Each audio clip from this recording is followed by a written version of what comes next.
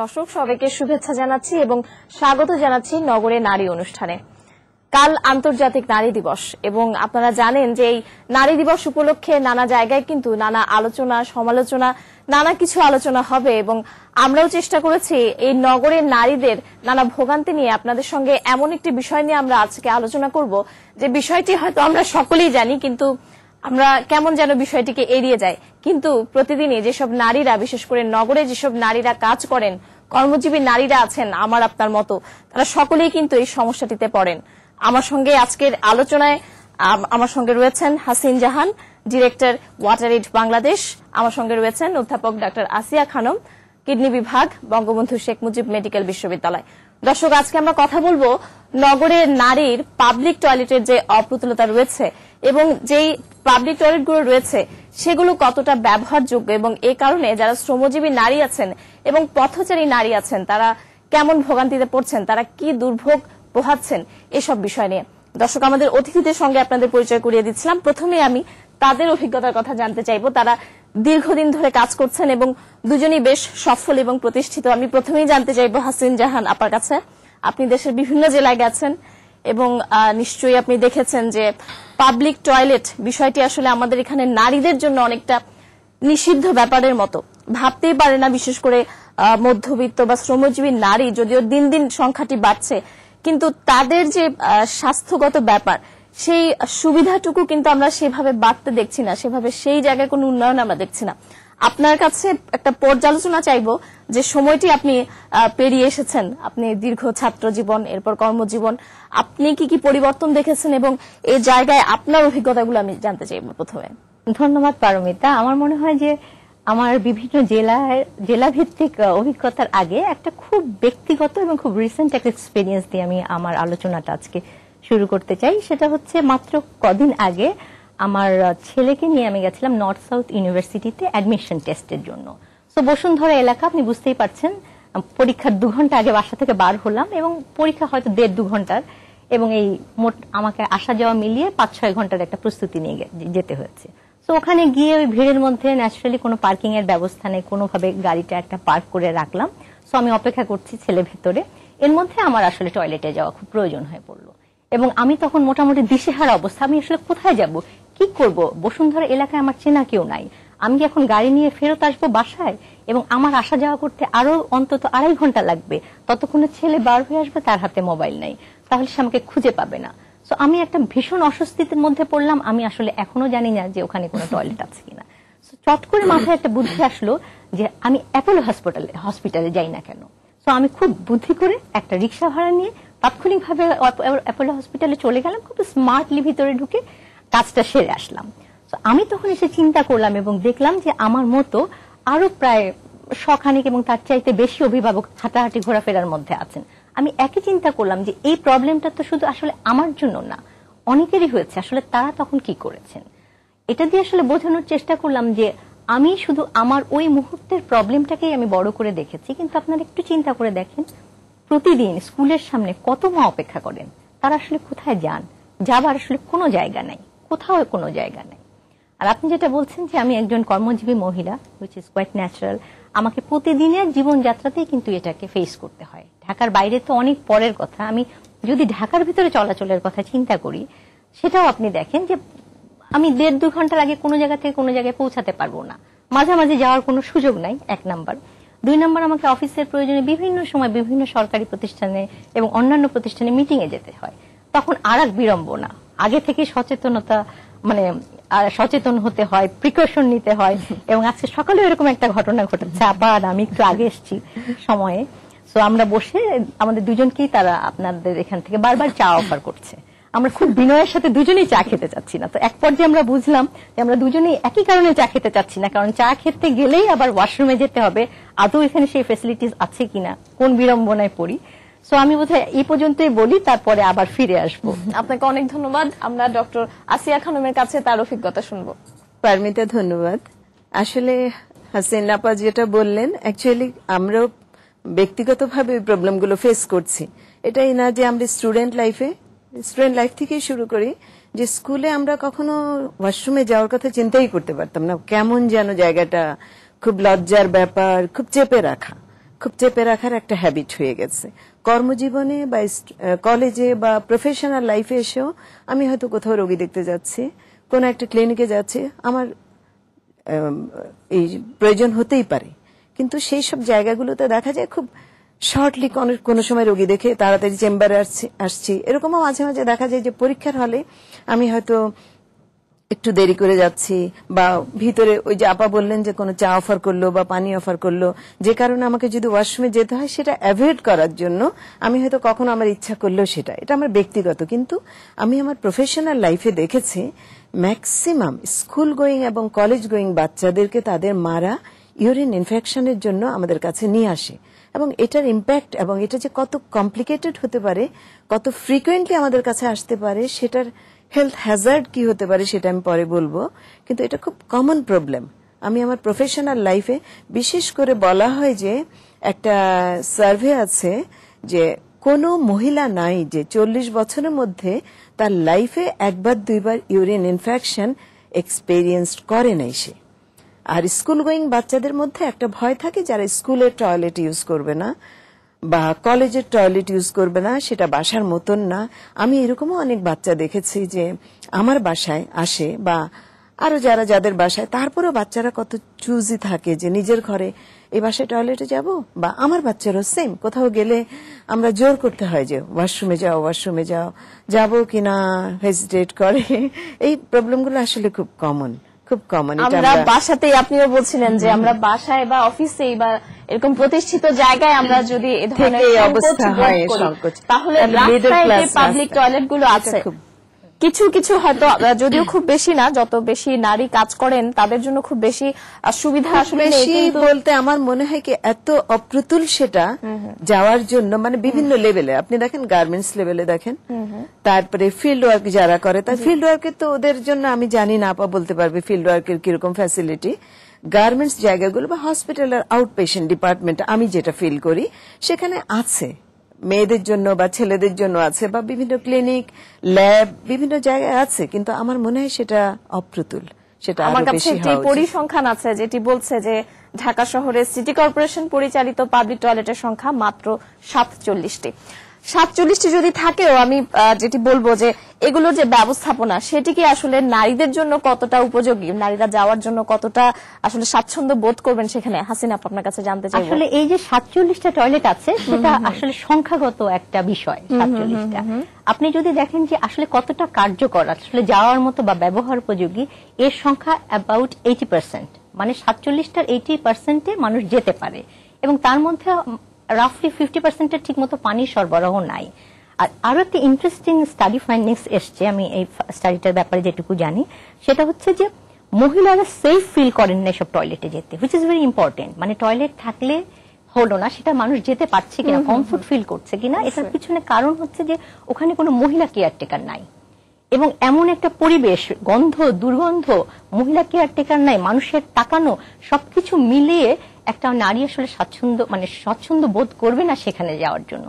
সেটা তো ঢাকা শহরের মধ্যে। আর যেটা বলছিলেন যে ঢাকার বাইরে কি অবস্থা, অথবা ঢাকা থেকে বাইরে যাওয়ার পথে কি, অনেস্টলি স্পিকিং, যে ঢাকা থেকে বাইরে যেতে যাওয়ার পথে একমাত্র পেট্রোল পাম্প গুলোতে এখন আছে টয়লেট, কিন্তু সেটা আসলে ব্যবহার উপযোগী না, এটা খুব সত্য কথা, এবং বিশেষ করে মহিলাদের জন্য ছিটকেনি থাকে না, ভাঙা, এবং সর্বোপরি খুবই খুবই নোংরা।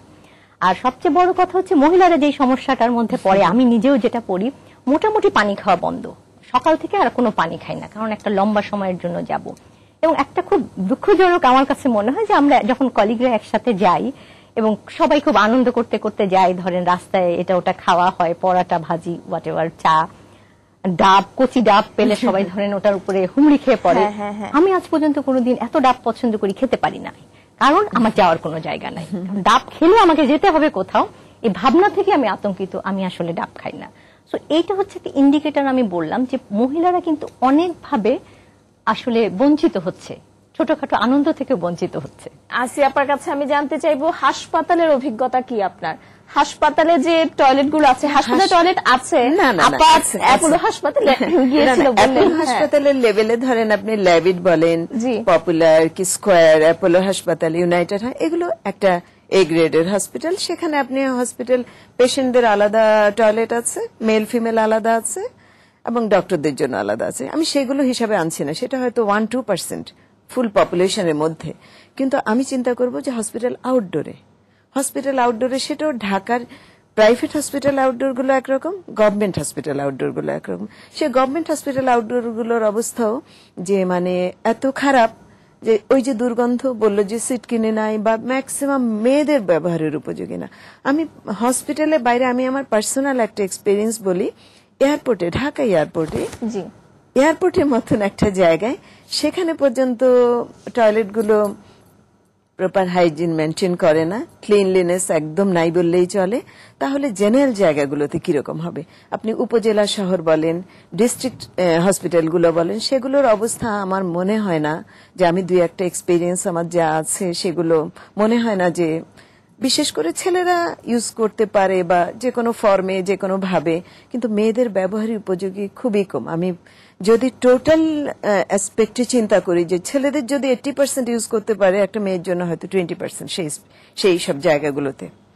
আচ্ছা, আমাদের কি কোনো সাংস্কৃতিক জড়তা কাজ করে কিনা, যেটি আপনি বলছিলেন যে আমিও যেটি দেখি যে যখন বাইরে বেড়াতে যাই, যখন সবার সাথে বেড়াতে যাই, তখন আমি ভাবি যে কোনোভাবে বাথরুমে যাওয়া যাবে না, কোনোভাবে এটা নিয়ে ডিসকাস করা যাবে না যে আমি বাথরুমে বলা যাবে না। এটা কি আসলে আমাদের কি এক ধরনের সাংস্কৃতিক জড়তা কাজ করে কিনা এটা বলতে? অবশ্যই এটা আছে এবং আমাদের সবার মধ্যে কম বেশি আছে। মানে আজকে আমি যতটা স্বতঃস্ফূর্ত ভাবে এই কথাগুলো বলতে পারছি, সম্ভবত আমার অতীতের এক্সপিরিয়েন্স, কাজের সাথে সম্পৃক্ততার জন্য বলতে পারছি। আমার জায়গায় অন্য কেউ হলে হয়তো এত খোলামেলা ভাবে বলতে পারতেন না। এটা একটা কালচারাল ব্যাপারটা ডিফারেন্টলি আছে। কিন্তু তার মানে এই না তো যে একটা মেয়ে আসলে টয়লেটে যাবার জন্য বঞ্চিত হবে। এখানে আরো দুটো জিনিস আমি এখানে বলতে চাই। একটা হচ্ছে যে আমরা এখন বলছি যে আজকের বিষয় কর্মজীবী মহিলা, আমাদেরকে নিয়ে কথাবার্তা, তার মানে কি মেয়েরা এখন বেরিয়ে এসছে, আগের মতো নাই, তাই না? এখন কিন্তু আমি একজন মা, আমি একজন স্ত্রী, আমি একজন মানুষ, আমি এখন বাজারও করি। আমি যদি এখন কারণ বাজারে যাই, যেখান থেকে আমি বাজার করি, বা আমি মোহাম্মদপুর টাউন হলের মার্কেট থেকে বাজার করি, এখানে আসলে টয়লেটে যাওয়ার মতো টয়লেট নাই। এবং কারণ বাজারের টয়লেটে যদি পাবলিক টয়লেট কাছাকাছি যেটা আছে ওটা যদি যান, কোনো পুরুষ মানুষও যাওয়ার সাহস পাবে না, এরকম একটা অবস্থা। সো এটা একটা বিষয়। আর পাশাপাশি যেটা বললেন যে জড়তার একটা বিষয়, সেখানে একটা বড় অংশ আছে, আরো ভালো বলতে পারবেন, যে আমাদের মেনস্ট্রুয়েশন হলে তখন মেয়েদের বাথরুমে যাওয়া, টয়লেটে যাওয়া খুবই জরুরি হয়ে পড়ে এবং অনেক সময় প্রয়োজন তাদের ক্লিনলিনেসের জন্য, একটা কমফোর্টের জন্য, এবং একটা ভালো ব্যবস্থাপনার দরকার। কিন্তু এই ব্যবস্থা কোথাওই নাই। সুতরাং এইটা যে মেয়েদেরকে কতটা ডিসকমফোর্ট দেয়, হ্যাঁ, সেই বিষয়টা আসলে ভেবে দেখার সময় হয়েছে এবং time has come to discuss on this issues. দর্শক, আমরা অনেক গুরুত্বপূর্ণ আলোচনা করছিলাম। আমাদের সঙ্গে যে অতিথিরা আছেন তারা তাদের অভিজ্ঞতা বলছিলেন এবং নগরের নারীদের যে দুর্ভোগটি নিয়ে আমরা কথা বলছি। দর্শক, আপনি নিজেও হয়তো কখনো এই সমস্যায় পড়েছেন এবং হয়তো প্রতিদিনই যারা আপনারা কর্মজীবী নারী আছেন, এই সমস্যাটিকে সাথে নিয়ে, এই সমস্যাটিকে সঙ্গে নিয়ে, এর সঙ্গে আপনারা মানিয়ে নিয়েই কিন্তু পথ চলছেন প্রতিদিন। দর্শক, আমরা আরো কিছু আলোচনা করব একটা বিরতির পর, আবারও ফিরছি।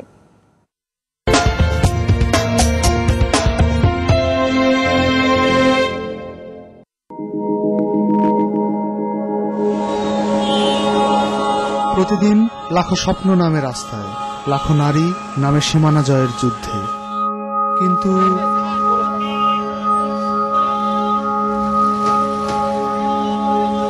রাস্তাঘাটে বের হলে পারতপক্ষে পানি খায় না, বিপদে পড়লে তো এই শহরে যাওয়ার কোনো জায়গা নেই। সারাদিনে পানি কম খাই, শরীর দুর্বল লাগে। খাবো না, পথে চাপলে শেষে কোথায় যাব? এগিয়ে যাবার পথে অধিকারের সাথে আপোষ আর কত।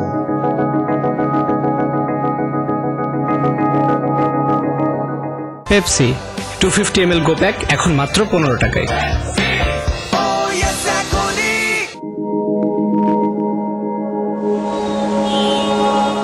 প্রতিদিন লাখো স্বপ্ন নামে রাস্তায়, লাখো নারী নামে সীমানা জয়ের যুদ্ধে, কিন্তু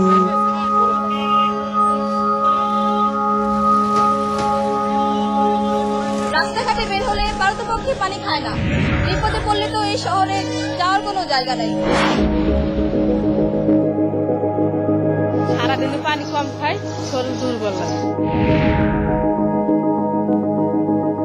খাবো না, পথে চাপলে শেষে কোথায় যাব? এগিয়ে যাবার পথে অধিকারের সাথে আপোষ আর কত।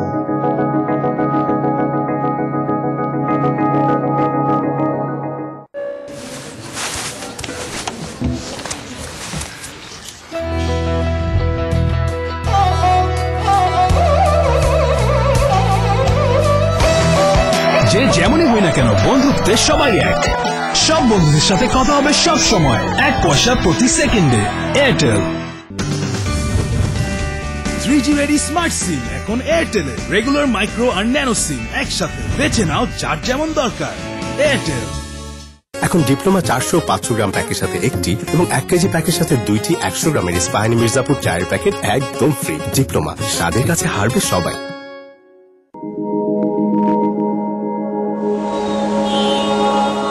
প্রতিদিন লাখো স্বপ্ন নামে রাস্তায়, লাখো নারী নামে সীমানা জয়ের যুদ্ধে। কিন্তু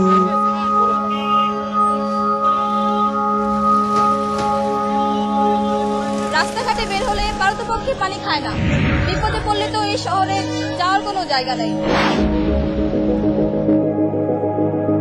সারাদিনে পানি কম খাই, শরীর দুর্বল লাগে। খাবো না, পথে চাপলে শেষে কোথায় যাব? এগিয়ে যাবার পথে অধিকারের সাথে আপোষ আর কত।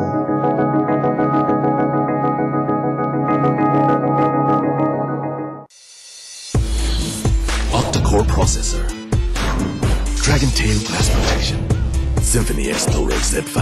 It's your phone.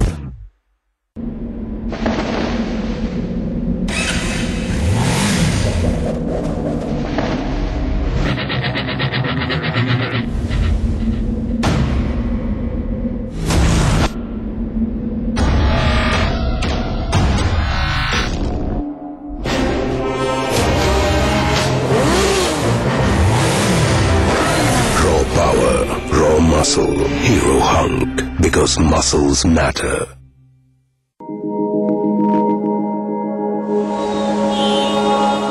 প্রতিদিন লাখো স্বপ্ন নামে রাস্তায়, লাখো নারী নামে সীমানা জয়ের যুদ্ধে। কিন্তু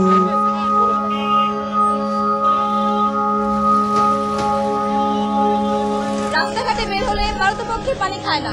বিপদে পড়লে তো এই শহরে যাওয়ার কোনো জায়গা নেই। সারাদিনে পানি কম খাই, শরীর দুর্বল লাগে। খাবো না, পথে চাপলে শেষে কোথায় যাব? এগিয়ে যাবার পথে অধিকারের সাথে আপোষ আর কত।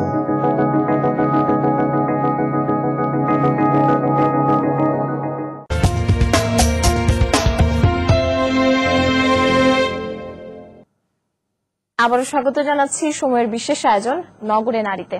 আমরা কথা বলছিলাম, আমাদের সঙ্গে যে অতিথিরা রয়েছেন তাদের সঙ্গে কথা বলছিলাম ঢাকায় পাবলিক টয়লেটের অপ্রতুলতা নিয়ে। সবার আগে আমি এখন ডক্টর আসিয়া খানমের কাছে যাব, যিনি আপনি কিডনি বিভাগের অধ্যাপক, আপনি এই বিষয়ে সবচেয়ে ভালো বলতে পারবেন। এই যে আপনি বলছিলেন যে আপনার কাছে যেসব রোগীরা আসে, বিশেষ করে স্কুল কলেজের মেয়েরা, এবং এই যে পাবলিক টয়লেটের অপ্রতুলতা থাকার কারণে আপাও বলছিলেন যে আপা নিজেই অনেক সময় দেখা যায় যে পানি কম খান বা অনেক সময় পর্যন্ত টয়লেট চেপে রাখতে হয়। এই বিষয়টির ফলে আসলে কি ধরনের স্বাস্থ্য ঝুঁকিতে আছে নগরের নারীরা? হ্যাঁ, ধন্যবাদ পারমিতা। স্বাস্থ্য ঝুঁকি আসলে এক এক বয়সের জন্য এক এক রকম। বিশেষ করে যেমন ঝুঁকিটা এখন যা, সেটার ইমপ্লিকেশন হয়তো কয়েক বছর পরে আমি আরো বেশি করে পাবো। যেমন স্কুলে বাচ্চারা ওরা টয়লেটে যায় না, এই যে প্রস্রাবটা চেপে রাখে বা এই কারণে যে পানিটা খাচ্ছে না, এতে তার ইউরিন ইনফেকশনের টেন্ডেন্সিটা খুব বেড়ে যাচ্ছে। যে কারণে আমরা যদি টোটাল লাইফে চিন্তা করি, স্কুল গোয়িং বাচ্চাদের এবং প্রেগনেন্ট ওমেনদের প্রেগনেন্সি পিরিয়ডে এই সময় infection rate is very high. তো এই প্রস্রাব চেপে রাখার কারণে স্কুল কলেজ গোয়িং মেয়েদের ইউরিন ইনফেকশন খুব বেশি, এবং এখানে একটা জড়তাও কাজ করে।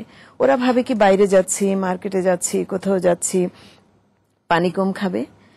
আর ইউরিন ইনফেকশন হলে যে একটু ফ্রিকুয়েন্টলি ধরেন 2 ঘন্টা পর পর একটু ওয়াশরুমে যেতে হয়, বা সেটা যাচ্ছে না, যে কারণে স্বাস্থ্য ঝুঁকিটা বেড়ে যাচ্ছে। তার ইনফেকশন রেট বেড়ে গেলে তাকে সে অনুযায়ী ওষুধ খেতে হচ্ছে, ওষুধের একটা সাইড এফেক্ট থাকছে। এবার আসে আমরা প্রেগনেন্ট ওমেনদের মধ্যে। প্রেগনেন্ট কর্মজীবী মহিলা যারা ঘরে থাকছে না, তারা তো প্রেগনেন্সির লাস্টের দিকে সে ছুটিতে যাচ্ছে, মাতৃত্বকালীন ছুটিতে শেষের দিকে যাচ্ছে, কিন্তু তার আগের সময়টা তো তাকে কাজ করতে হচ্ছে। ওই সময়টা যদি সে প্রপার টয়লেট ইউজ করতে না পারে, তার ইনফেকশন রেটটা বেড়ে যায়। প্রেগনেন্সিতে আমরা যে ওষুধগুলো দিচ্ছি, সেই ওষুধগুলো অত ফ্রিকুয়েন্টলি নর্মালি দেওয়া যায় না, কারণ বাচ্চার উপর তার একটা এফেক্ট আছে, ব্রেস্ট ফিডিং মাদারদের উপর একটা এফেক্ট আছে, সেখানে ইনফেকশনটা বেড়ে যাচ্ছে। এছাড়া কিছু ডায়াবেটিক মা আছে, ডায়াবেটিক পুরুষ আছে, শুধু মেয়েদের যে তা না, পুরুষদেরও কিন্তু সমানভাবে কোনো ডায়াবেটিক মহিলা থাকতে পারে, পুরুষ থাকতে পারে, যাদেরকে নর্মালের চাইতে একটু ফ্রিকুয়েন্টলি তাদের ইউরিন আউটপুট হয় বা তাদেরকে টয়লেট ইউজ করতে হয়। সেটা আমরা বাইরে যে গেলে যেখানে টয়লেট ফ্যাসিলিটি নাই, অ্যাটলিস্ট মিনিমাম লেভেলেও নাই, সেই সব জায়গাগুলোতে তারা সেখানে একটা স্বাস্থ্য ঝুঁকি আছে।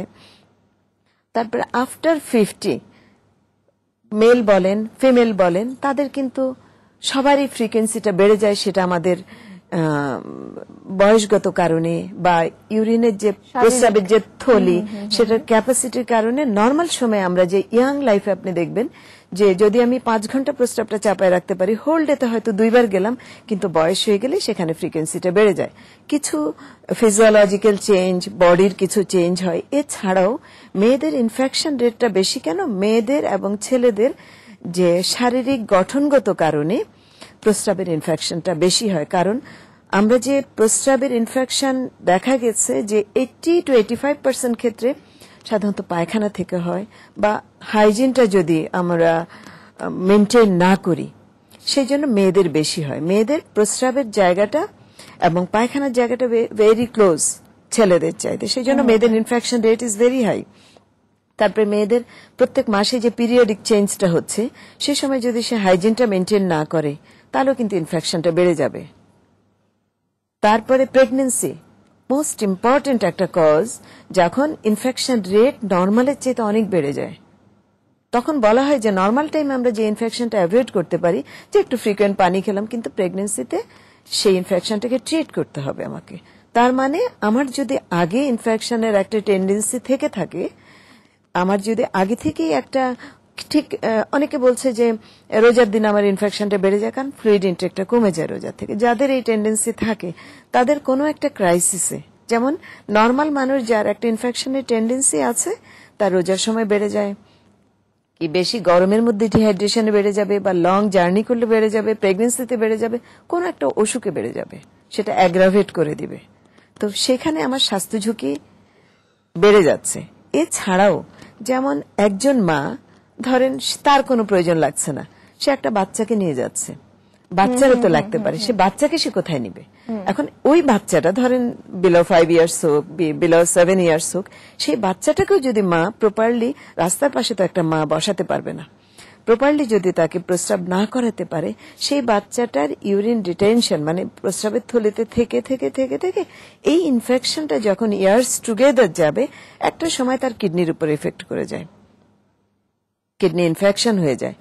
এছাড়াও নর্মালিও অনেক বছর পরে না হলো একটা প্রাইমারি ইনফেকশনও যদি আমি ট্রিট না করি বা চেপে রাখি, তখন দেখা যায় যে একটা সময় এটা কিডনি ইনফেকশন হয়ে যায়, যেটাকে হসপিটালাইজ না করে আমরা সেই পেশেন্টটাকে তখন আর ট্রিট করতে পারি না, মোর সিরিয়াস হয়ে যায় পেশেন্টটা।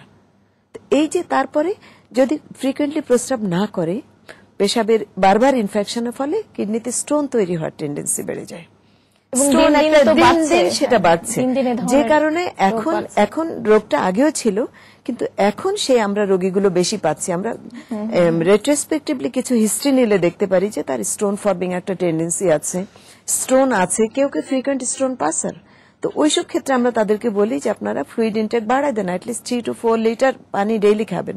তো যে 3 to 4 লিটার পানি খাবে, তাকে তো 2 ঘন্টা পর পর টয়লেটে যেতে হবে, সে তো সবসময় কোনো একটা ওই রকম ঘরোয়া এনভায়রনমেন্টে থাকবে না, অফিসেও থাকবে না, হয়তো বাইরে থাকবে। তো তখন তো তার দরকার যে ফ্রিকুয়েন্টলি এরকম টয়লেট ইউজ করা। সেটা তো বুঝতেই পারছেন যে কিরকম স্বাস্থ্য ঝুঁকির মধ্যে পড়ে যায়, এক এক বয়সে এক এক ভাবে।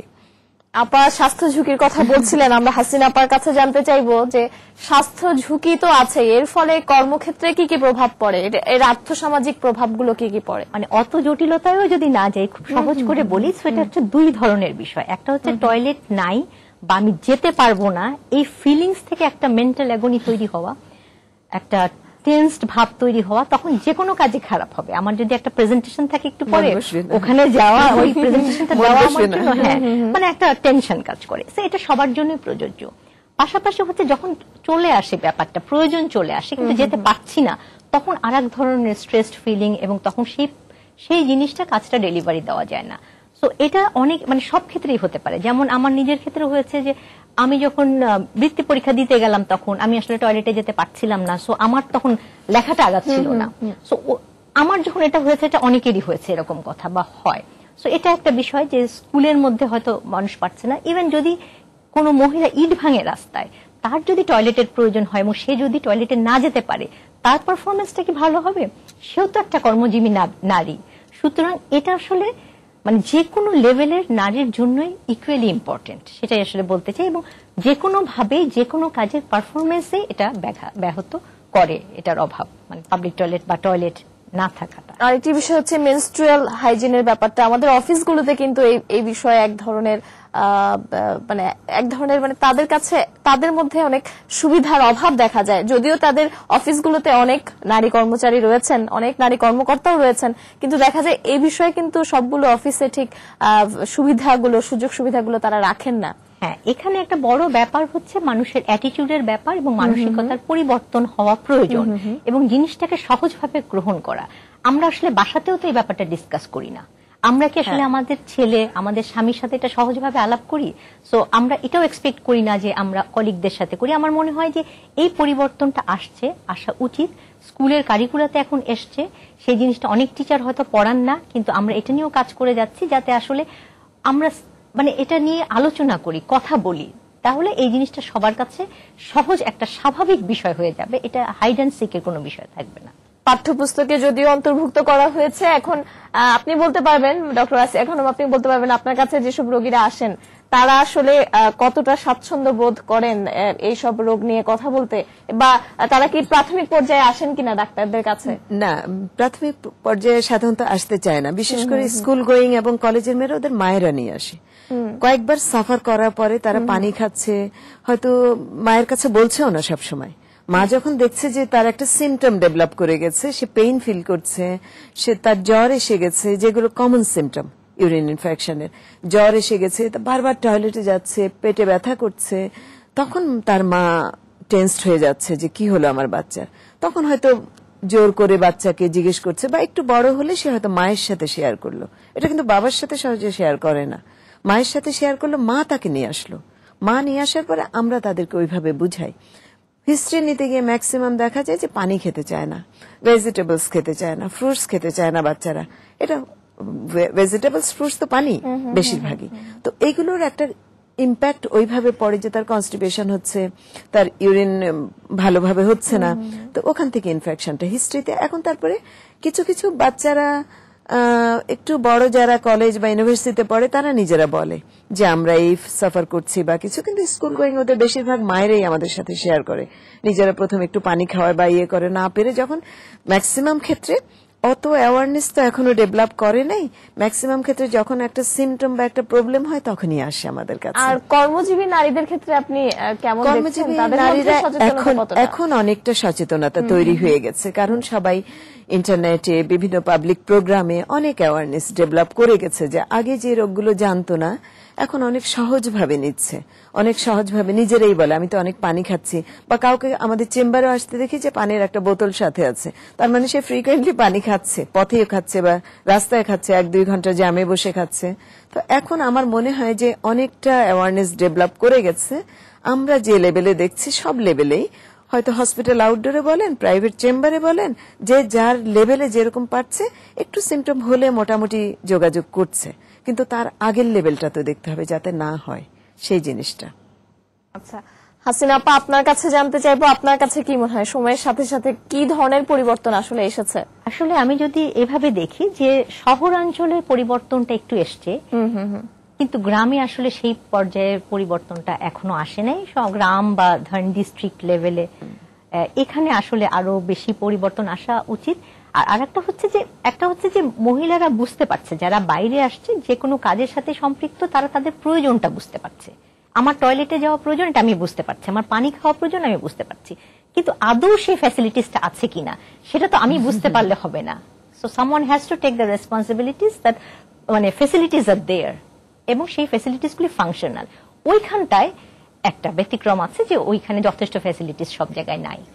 যেমন বাস থেকে নেমে আমি আসলে একজন কর্মজীবী মহিলা, আমি ঢাকায় এসেছি একটা ইন্টারভিউ দিতে এবং আমি হয়তো ফিরতি বাসে চলে যাব, তাহলে আমি ঢাকায় এসে নেমে কি আমি আসলে একটু ফ্রেশ হতে পারতেছি? হ্যাঁ, সো এই ব্যাপারগুলিতে আসলে আমাদের দৃষ্টি নেই, সেটা আমি আসলে বলতে চাচ্ছি। দর্শক, আমরা আবারও একটা বিরতি নিচ্ছি, শীঘ্রই ফিরবো নগরে নারীতে এবং আরো অনেক আলোচনা করব আমাদের আজকের অতিথিদের সঙ্গে।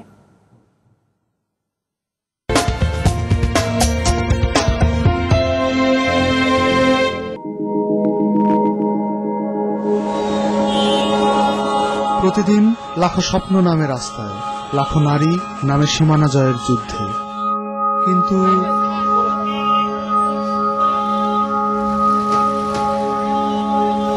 রাস্তাঘাটে বের হলে পারতপক্ষে পানি খায় না, বিপদে পড়লে তো এই শহরে যাওয়ার কোনো জায়গা নেই। সারাদিনে পানি কম খাই, শরীর দুর্বল লাগে। খাবো না, পথে চাপলে শেষে কোথায় যাব? এগিয়ে যাবার পথে অধিকারের সাথে আপোষ আর কত।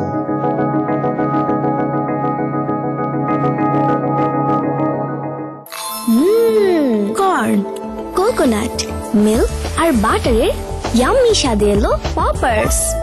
Papa's, enjoy every byte.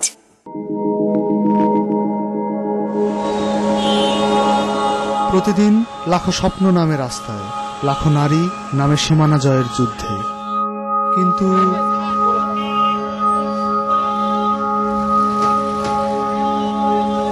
রাস্তাঘাটে বের হলে পারতপক্ষে পানি খায় না, বিপদে পড়লে তো এই শহরে যাওয়ার কোনো জায়গা নেই।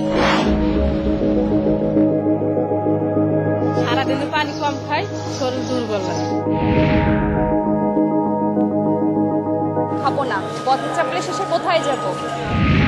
এগিয়ে যাবার পথে অধিকারের সাথে আপোষ আর কত।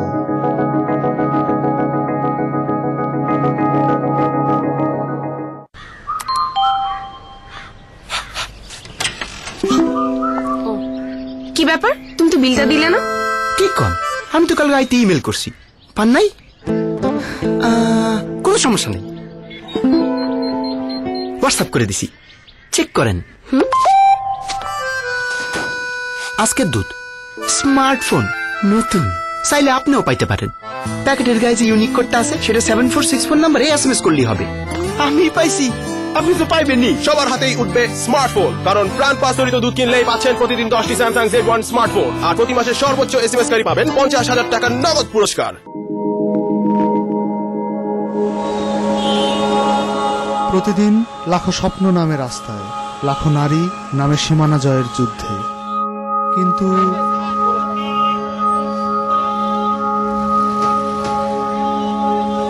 রাস্তাঘাটে বের হলে পারতপক্ষে পানি খায় না, বিপদে পড়লে তো এই শহরে যাওয়ার কোনো জায়গা নেই।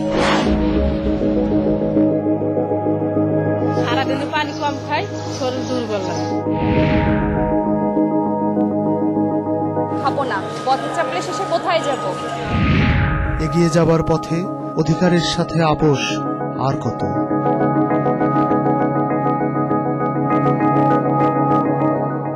এখন ডিপ্লোমা 400-500 গ্রাম প্যাকের সাথে একটি এবং 1 কেজি প্যাকের সাথে 2টি 100 গ্রামের ইস্পাহানি মির্জাপুর চায়ের প্যাকেট একদম ফ্রি। ডিপ্লোমা, স্বাদের কাছে হারবে সবাই।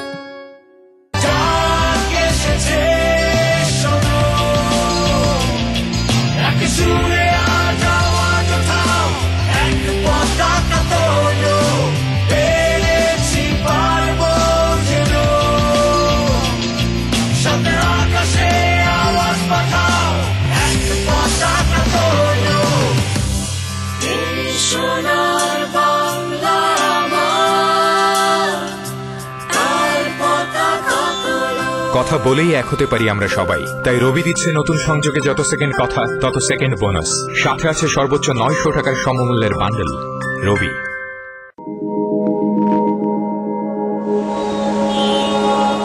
প্রতিদিন লাখো স্বপ্ন নামে রাস্তায়, লাখো নারী নামে সীমানা জয়ের যুদ্ধে, কিন্তু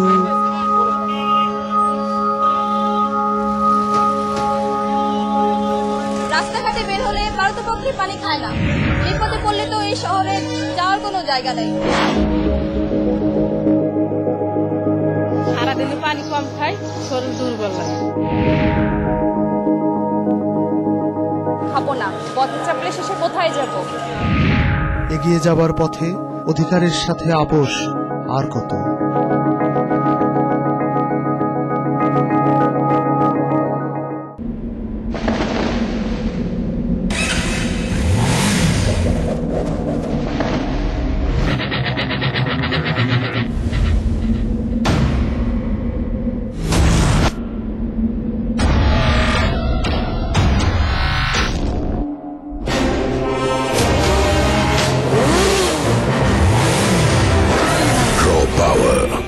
Muscle Hero Hunk, because muscles matter.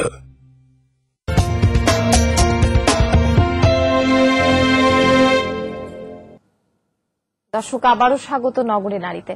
কথা বলছিলাম কর্মজীবী নারীদের ভোগান্তি নিয়ে, ঢাকায় পাবলিক টয়লেটের অপ্রতুলতা নিয়ে, এবং অতিথিদের সঙ্গে আমরা এতক্ষণ ভোগান্তি নিয়ে কথা বলছিলাম, হাসিনা আপা এবং ডক্টর আসিয়া খানমের সঙ্গে। হাসিনা আপা, আমার মনে হয় আপনি তো অনেকদিন ধরে যে ওয়াটার এইড বাংলাদেশের প্রোগ্রামস এন্ড পলিসি অ্যাডভোকেসিতে আছেন, আপনি সবচেয়ে ভালো বলতে পারবেন যে কিভাবে আমরা এই সমস্যাগুলো সমাধানের দিকে আমরা যেতে পারি কিভাবে। আচ্ছা, সমাধানের দিকে কিভাবে যেতে পারি তার শুরুতে আমি আসলে একেবারে একটা ব্যক্তিগত অভিমত দিতে চাই। সেটা হচ্ছে মানে এটা আমার একান্তই আমার ভাবনা।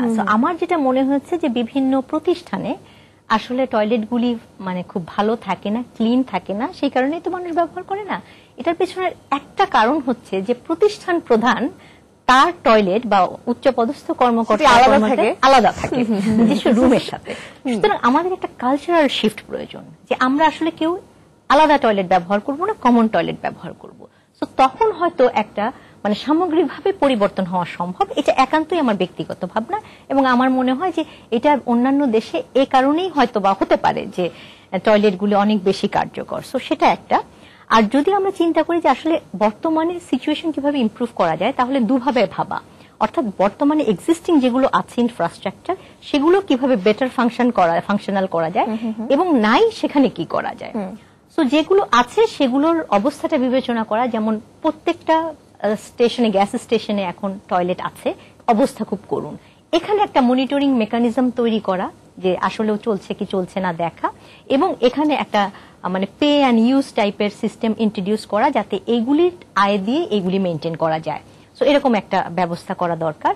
এবং এই যে ঢাকা শহরে মাত্র 47টা টয়লেট আছে, এটা কোনোভাবেই মানে যথেষ্ট সংখ্যায় না, এটা সংখ্যা অত্যন্ত অনেক বাড়ানো প্রয়োজন অনুযায়ী, এবং এখানে ম্যানেজমেন্ট সিস্টেমটাকে ঢেলে সাজানো। হ্যাঁ, 47টা থাকলেও কিন্তু ব্যবহারযোগ্য কয়েকটা তাতে সন্দেহ আছে। তো এগুলো একটা তো হচ্ছে রেনোভেট করে ঠিকঠাক করা, কিন্তু যেটা ইম্পর্টেন্ট, যে কারণে কোনো পাবলিক টয়লেট রান করে নাই, তার কারণটা হচ্ছে যে এটা একজনকে লিজ দেওয়া হয়েছে, সে আরেকজনকে সাবলিজ দিচ্ছে, এভাবে যার কাছে গিয়ে ফাইনালি পৌঁছেছে কেয়ারটেকার, সে তার লাভের আশায় শুধুমাত্র টাকা দিয়ে 2 টাকা 5 টাকা দিয়ে এটা ব্যবহার করতে দেয়, কিন্তু এর কোনো ক্লিন এবং মেনটেন করার কাজ করে না। এবং টাকা যেহেতু খুব কম তার ভাগে, সেই জন্য সে যেই কাজটা করে পানি বিক্রি করে, কারণ সেখানে লাভ আছে, বা ইলেকট্রিসিটির লাইন নিয়ে সে অন্য জায়গায় ইলেকট্রিসিটি, চুরির ইলেকট্রিসিটিটা দেয়, অথবা ওই টয়লেটের একটা রুমকে সে কেয়ারটেকার বা থাকার ব্যবস্থা করে দেয়, কাউকে ভাড়া দিয়ে দেয়। সো এভাবে তার ইনকামটা বাড়ায়। সো এখানে একটা প্রপার মনিটরিং দরকার, এবং এই লিজিং সিস্টেম আসলে চলবে না, এখান থেকে বের হয়ে আসতে হবে।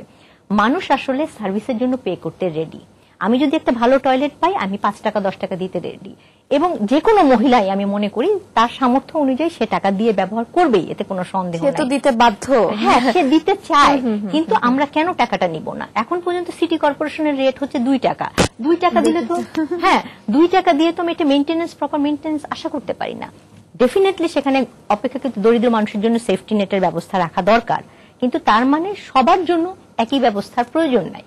সুতরাং এখানে একটা ক্রস সাবসিডির মতো ব্যবস্থার প্রবর্তন করা সম্ভব। আচ্ছা, আরেকটা বিষয় আমি ডক্টর আসিয়া খানমকে প্রশ্ন করব, যেটা যে মানসিকতার পরিবর্তন বলছিলেন তিনি, যে মানসিকতার পরিবর্তন করতে হবে প্রতিষ্ঠানগুলোতে, হাসপাতালগুলোতে এই চিত্রটা কিভাবে বদলানো যায়? হাসপাতালগুলোতে সাধারণত হাসপাতালের কয়েকটা কম্পোনেন্ট আছে। আউটডোর কম্পোনেন্ট একটা, হ্যাঁ, আউটডোরে ডেইলি 100 রোগী আসছে, বিভিন্ন। তো আউটডোরের হাসপাতালগুলোতে যে পরিমাণ টয়লেট থাকে সেটাও আমার মনে হয় অপ্রতুল, বিশেষ করে সরকারি হাসপাতালগুলোতে। প্রাইভেটগুলোতে হাই পেইড যেগুলো সেগুলোতে মোটামুটি ভালো মেনটেন করছে, তবে নাম্বার বাড়ানো উচিত।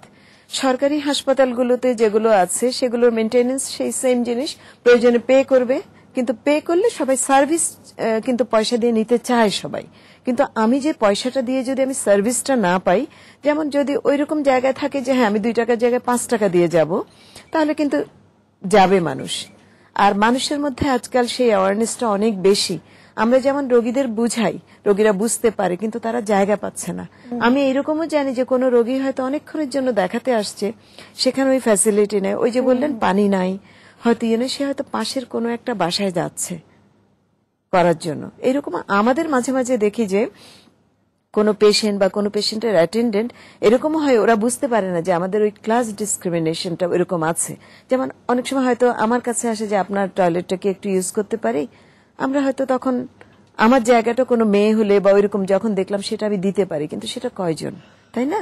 সেই জন্য হসপিটাল লেভেল বলেন, হাই লেভেল থেকে শুরু করে কর্মকর্তা থেকে শুরু করে কর্মচারী প্রত্যেকের জন্য যদি একটা না হোক অ্যাটলিস্ট একই টয়লেট না হোক অ্যাটলিস্ট 2-3 গ্রেডেরও যদি থাকে, তাহলে আমার মনে হয় নাম্বারটা ইনক্রিজ করলে এই সমস্যা থেকে কিছুটা বের হয়ে আসা যাবে।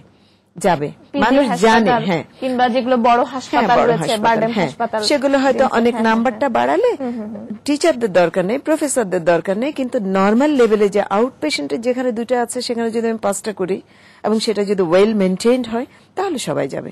বিশেষ করে বারডেম হাসপাতালে তো অনেক বেশি দরকার, কারণ প্রত্যেকটা রোগী যাচ্ছে হসপিটাল আউটডোরে যেখানে ল্যাব ফ্যাসিলিটি গুলো আছে, সেখানে আমাকে রোগীকে তো ইউরিন স্যাম্পল দিতে হয় টেস্ট করার জন্য, সেখানে তো প্রত্যেকটা রোগীকে ইনভ্যারিয়েবলি যেতে হয়। এখন কত ফ্রিকুয়েন্টলি, এখন যদি 3টার উপরে সেই প্রেশারটা না পড়ে সেখানে যদি 10টা থাকে, 10টা ক্লিন করলে 10টার মধ্যে ডিস্ট্রিবিউশনটা এরকম হয়ে যাবে, এবং সবাই একজন গিয়ে যদি দেখে যে ক্লিন, প্রত্যেকটা যদি ফ্রিকুয়েন্টলি ক্লিন করা হয়, তাহলে কিন্তু রোগীরা অত হেজিটেট করবে না, সে যাবে। আপনি অনেক ইম্পর্টেন্ট একটি কথা বললেন যে ইউরিন টেস্ট করার জন্য, স্যাম্পল দেওয়ার জন্য যে জায়গাগুলো আছে আমাদের সরকারি হাসপাতালগুলোতে, কিন্তু সেই জায়গাগুলো যথাযথ ব্যবহারের মতো না হচ্ছে না, এবং যে কারণে দেখা যায় যে কিছু কিছু ওয়েল নোন হসপিটালে দেখা যায় যে স্যাম্পল সেখানে গিয়ে দিয়ে আসতে হবে, মানে যে স্যাম্পলটা কালেক্ট করা হবে ওদের সেই কন্টেইনারের মধ্যে নিতে হবে, যাতে সেটা চেঞ্জ না হয়ে যায়, সেটা প্রপারলি স্টেরিলাইজ করা থাকে। কিন্তু যেখানে ফ্যাসিলিটি নেই, তখন ওরা হয়তো একটা টেস্ট টিউব দিয়ে দিল, রোগী বাসায় নিয়ে আসলো, কি ভাবে ইউরিনটা কালেক্ট করতে হবে সে জানে না, তারপরে হয়তো ইউরিনটা রেখে দিল, ঠিক কত সময়ের মধ্যে জমা দিলে প্রপার এক্সাক্ট রেজাল্টটা আসবে সেটা সে জানছে না। সে হয়তো আচ্ছা সকালে নিলাম বিকালে দিয়ে আসবো, ওই সময় কিন্তু অনেক চেঞ্জ হয়ে যায়, অনেক আরো ইনফেকশন, আরো অর্গানিজম গ্রো করে যায় তার মধ্যে।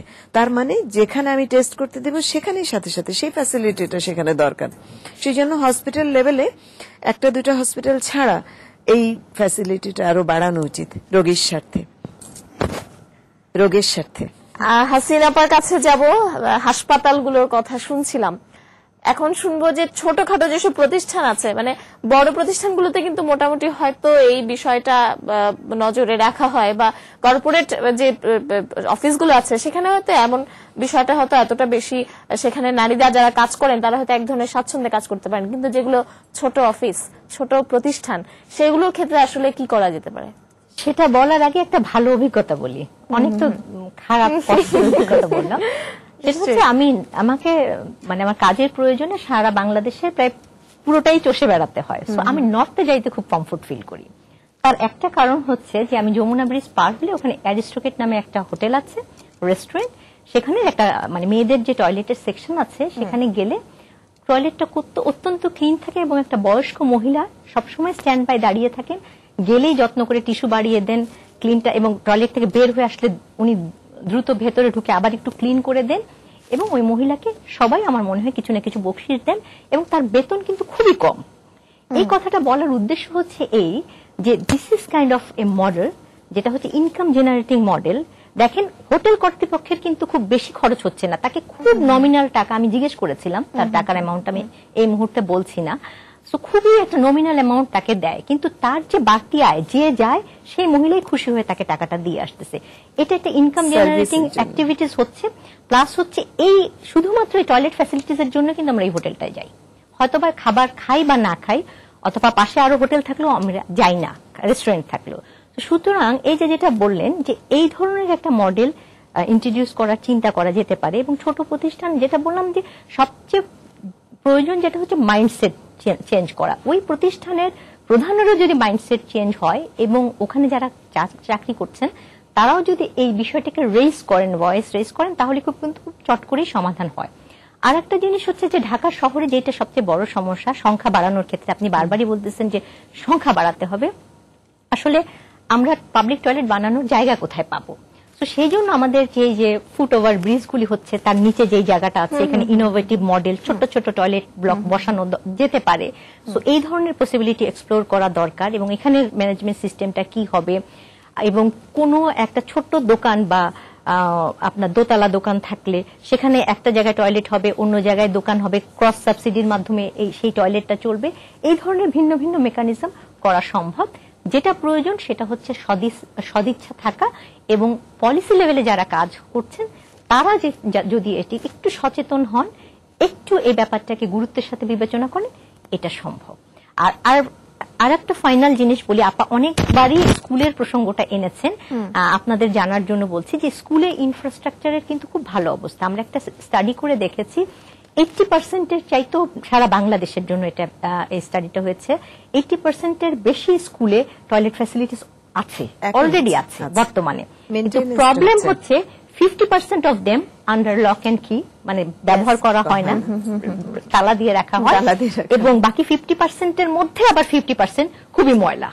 তাহলে মূল ব্যবহার করার সংখ্যাটা কমে যাচ্ছে। তাহলে এখানে কি করণীয়? দুটো জিনিস করণীয়। একটা হচ্ছে সরকার থেকে কিছু বরাদ্দ অপারেশন মেইনটেনেন্সের জন্য স্কুল মানে বোর্ড থেকে, শিক্ষা বোর্ড থেকে। দ্বিতীয় হচ্ছে মাইন্ডসেট টেস্ট করা যে টিচার এবং স্টুডেন্ট একই টয়লেট ব্যবহার করে। অনেক ধন্যবাদ আপা আপনাকে, অনেক গুরুত্বপূর্ণ কিছু কথা বলছিলেন। শেষ যদি কিছু আমি আরেকটু অ্যাড করতে চাই হাসিনাপার সাথে। যেমন আমাদের ঢাকা শহর বলেন বা বিভিন্ন ডিস্ট্রিক্ট শহরে এখন কিন্তু শপিং মল খুব ঘন ঘন আছে। মানুষ অনেকটা সময় শপিং এ যাচ্ছে, ট্রাফিকে আটকায় থেকে শপিং এ যাচ্ছে। যেমন ওখানে যদি একটু পে করে আমি ইউজ করতে পারি তাহলে কিন্তু জিনিসটা অনেকটা সলভ হয়ে যায়, আমাকে আলাদা করে তৈরি করতে হচ্ছে না। অনেক ধন্যবাদ। আলাদা করে তৈরি। এই ছিল আমাদের নগরে নারীর আলোচনায়। অনেক কথা আমরা বললাম, অনেক কথা আপনারা শুনলেন, এবং এই কথাগুলো বলার আসলে কিন্তু একটাই উদ্দেশ্য ছিল যে বিষয়গুলো নিয়ে কখনো আলোচনা করা হয় না কিন্তু সমস্যাগুলো সবসময় থেকে যায়, সেই বিষয়গুলো আলোচনায় নিয়ে আসার একটাই অর্থ সেই বিষয়টির সমাধান হোক। এবং আমরা সকলেই কিন্তু সেটাই চাই যে এই বিষয়গুলো শুধুমাত্র আলোচনার বিষয় হয়ে না থাকুক, শুধুমাত্র দুঃখের কিংবা সংকোচের কিংবা ভোগান্তির বিষয় হয়ে না থাকুক। এই বিষয়গুলো সবাই আলোচনা করুক এবং এ থেকে সমাধান বেরিয়ে আসুক। দর্শক, আপনাদের সবাইকে অনেক ধন্যবাদ।